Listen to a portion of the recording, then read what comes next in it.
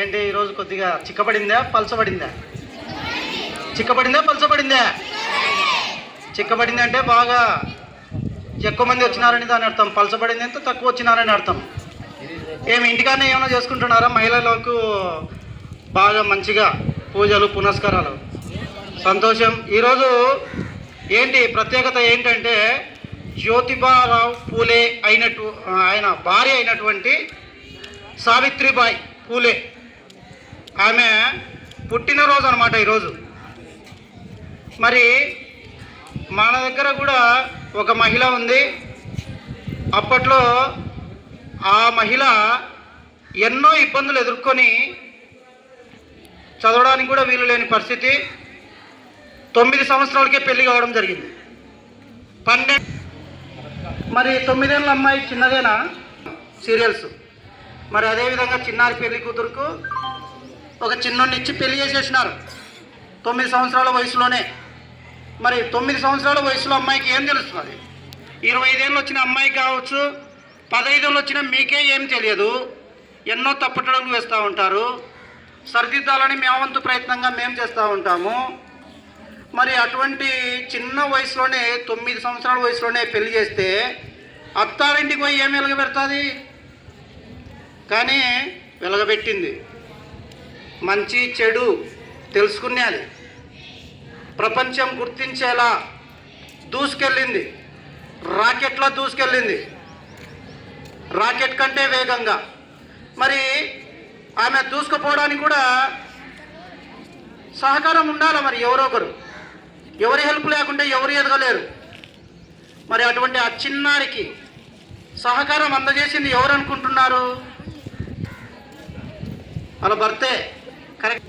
భర్త సహకారం లేనిది ఏ భార్య కూడా ఎదగలేదని నానుడి. అదేవిధంగా భర్త కూడా అనుకో. సరే, ఇక్కడ వచ్చేసి 9 సంవత్సరాల వయసులో ఎంతవరకు చదవడానికి వీలవుతుంది ఎవరికైనా?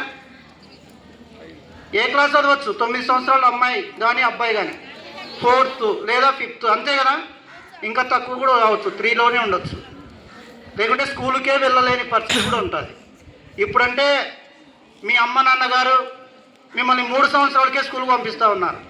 కానీ ఆ కాలంలో 10 ఏళ్ళు వచ్చినా కూడా స్కూల్కు వెళ్ళలేని పరిస్థితి. కాబట్టి 1వ తరగతులు కూడా ఉండొచ్చు. అటువంటి అమ్మాయి తన భర్త ఏమయ్యాడు? గురువు అయ్యాడు. పెళ్లి చేసుకొని భర్త కాలే, గురువు అయ్యారు. ఆ గురువు ఆధ్వర్యంలో చదువుతానే చివరికి ఏమైందంటే ఇల్లాలైందిలే, ముందే తల్లి అయిందా? ఉపాధ్యాయురాలు అయిపోయింది. మరి ఉపాధ్యాయురాలైనటువంటి ఆమె బడుగు బలహీన వర్గాల జాతి అమ్మాయి. మరి ఆ అమ్మాయి తనలాగే మరికొంతమందిని తయారు చేయాలనుకునేది. ఉపాధ్యాయురాలు కాకపోయినా మేధావులను తయారు చేయాలనుకునేది. మేధావులను తయారు చేస్తారు. ఒక దీపం ఇంకో దీపాన్ని వెలిగిస్తుంది అంటారు కదా.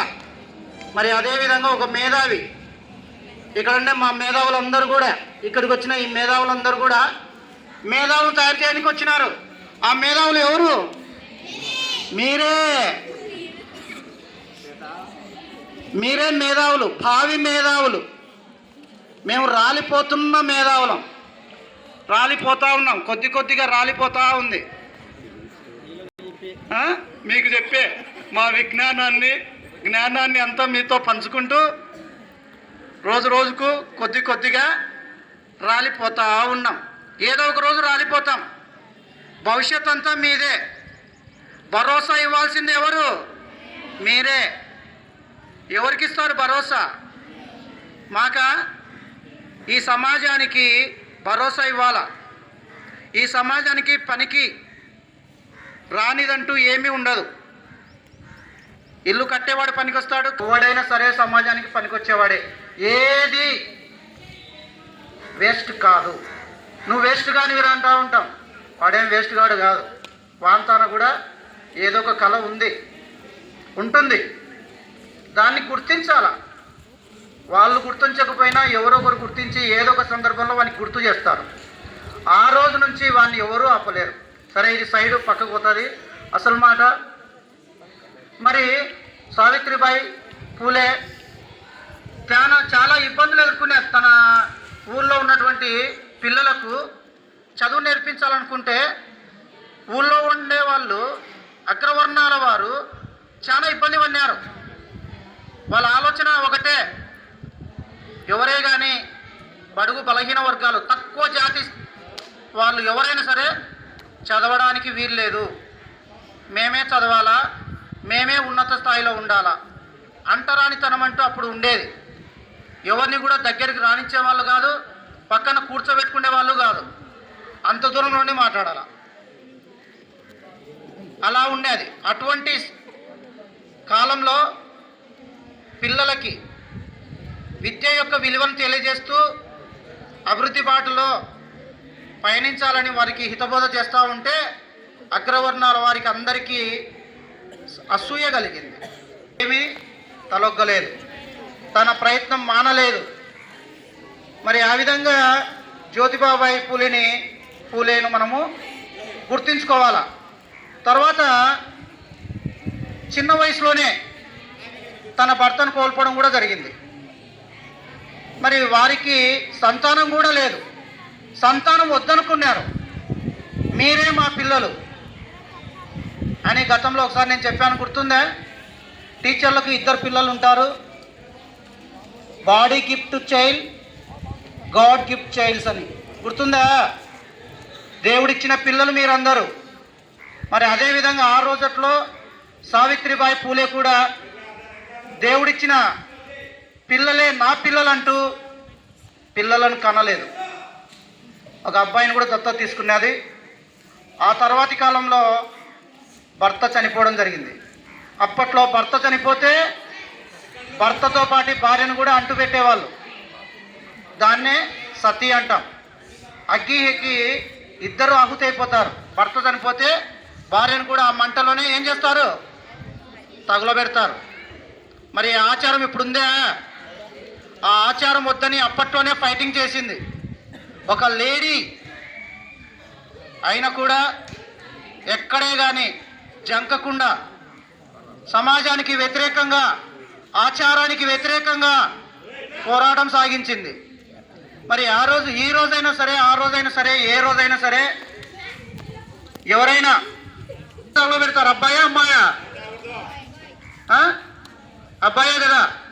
ఆ రోజుట్లోనే తిరగబడి తన భర్త చితికి తను దత్తత తీసుకునే కొడుకుతో కాకుండా తానే తగలబెట్టింది. మరి సమాజానికి, ఆచారానికి ఇది కొంచెం వ్యతిరేకంగా ఉండొచ్చు, కానీ ఏమాత్రం సిగ్గుపడకుండా, తల వంచకుండా భర్త చితికి నిప్పు పెట్టింది. అప్పుడు కూడా అక్కడ ఉన్న సమాజం మొత్తం నిష్ఠూరపడ్డారు, వేలేశారు. అక్కడ నుంచి మొదటి ఉపాధ్యాయురాలైంది. ఇండియాలో మొట్టమొదటి ఉపాధ్యాయురాలు, ఆడవాళ్ళు టీచర్ అయినటువంటి ఘనత సావిత్రిబాయి పూలేకి దక్కుతుంది.